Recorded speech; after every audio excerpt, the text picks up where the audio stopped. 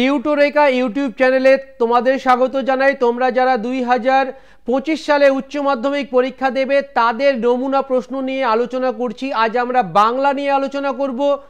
তোমরা এই প্রশ্ন থেকে তোমাদের বিদ্যালয়ের টেস্ট পরীক্ষায় এবং উচ্চ মাধ্যমিক 2025 সালের বাংলা পরীক্ষায় অনেক প্রশ্নই কমন পাবে। প্রথমে আমরা বড় প্রশ্ন নিয়ে আলোচনা করব, তারপরে আমরা ছোট প্রশ্নগুলো নিয়ে আলোচনা করব। চলো তাহলে আলোচনা শুরু করা যাক।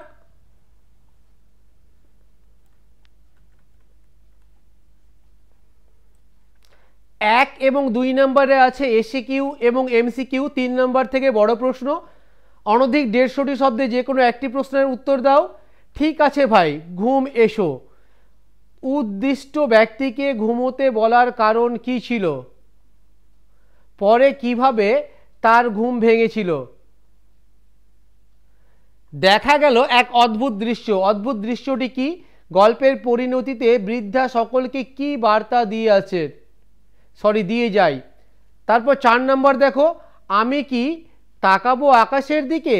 বিধির বিচার চেয়ে আমি কে? তিনি বিধির বিচারের প্রত্যাশা করেন না কেন? নেক্সট, শিকার কবিতায় সূচনায় কবি ভোরের যে প্রাকৃতিক পরিবেশের বর্ণনা দিয়েছেন তা নিজের ভাষায় লেখো। 5 নম্বরের প্রশ্ন, এই ঘরের মধ্যে জীবনকে উপলব্ধি করা যাবে না। জীবনকে উপলব্ধি করার জন্য বক্তা কি করেছিলেন? শেষে তার কিরূপ অভিজ্ঞতা হয়েছিল? নেক্সট, হাইরে প্রতিবাদ কোথায় গেল বলো তো? প্রসঙ্গ উল্লেখ করে নানা রঙের দিন নাটক অবলম্বনে বক্তার এমন উপলব্ধির কারণ বিশ্লেষণ করো। নেক্সট, চোখের জলটা তাদের জন্য। বক্তা কাদের জন্য চোখের জল উৎসর্গ করেছেন? যে ঘটনায় বক্তার চোখের জল এসেছিল সেই ঘটনাটি সংক্ষেপে লেখো। নেক্সট, বিরাট আর্মাডা যখন ডুবলো স্পেনের ফিলিপ কেঁদেছিল খুব, আর কেউ কাঁদেনি। ঐতিহাসিক প্রসঙ্গটির সংক্ষেপে আলোচনা করো। এমন বলা হয়েছে কেন লেখো। 7 নম্বর, গলার মধ্যে থলি বানাতে কষ্ট আছে, তারা কিভাবে থলি বানায় তা মেঘের গায়ে জেলখানা গল্প অবলম্বনে লেখো। চেয়ারেরও ওপর যিনি বসে আছেন তাকে দেখে নিজের চোখে বিশ্বাস হচ্ছিল না। চেয়ারের ওপর কে বসেছিলেন? লেখক তাকে কোথায় দেখেছিলেন? লেখকের এই স্থান দেখার অভিজ্ঞতা সংক্ষেপে লেখো।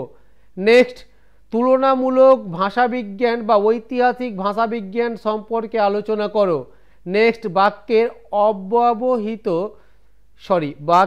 অব্যবহৃত উপাদান বিশ্লেষণ করতে বলতে কি বোঝো? উদাহরণ দিয়ে বুঝিয়ে দাও। নেক্সট, বাংলার দুটি লোকসঙ্গীতের ধারার নাম লেখো।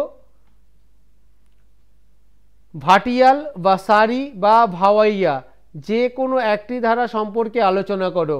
বাংলা চিত্রকলার ইতিহাসে রামকিঙ্কর বেইজের অবদান সম্পর্কে আলোচনা করো। নেক্সট, তথ্যচিত্র বলতে কি বোঝায়? তথ্যচিত্রের ইতিহাসের আলোকে বাংলা তথ্যচিত্র সম্পর্কে সংক্ষেপে আলোচনা করো।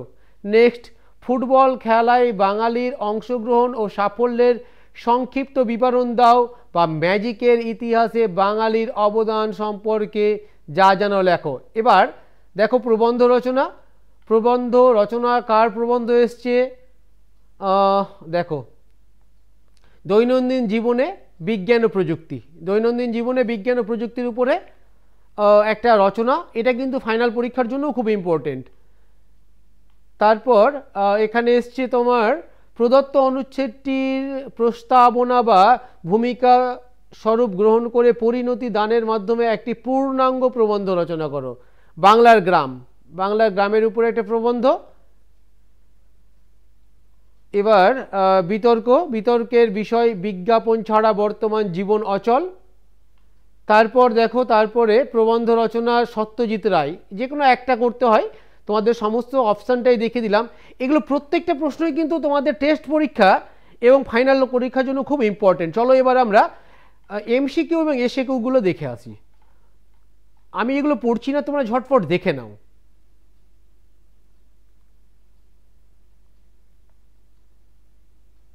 এক থেকে 9 এখানে দেওয়া আছে, প্রয়োজনে স্ক্রিনশট করে নাও বা খাতায় লিখে নাও।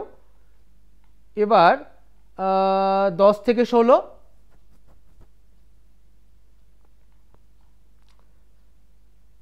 তারপর 17 থেকে দেওয়া আছে 23 পর্যন্ত। এবার এসিকিউ, 2 নম্বরে এসিকিউ 1 থেকে 12।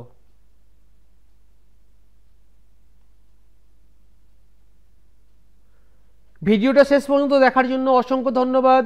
চ্যানেলটাকে সাবস্ক্রাইব করে রাখো, তোমরা সমস্ত প্রশ্নের সাজেশন এই চ্যানেলে পেয়ে যাবে।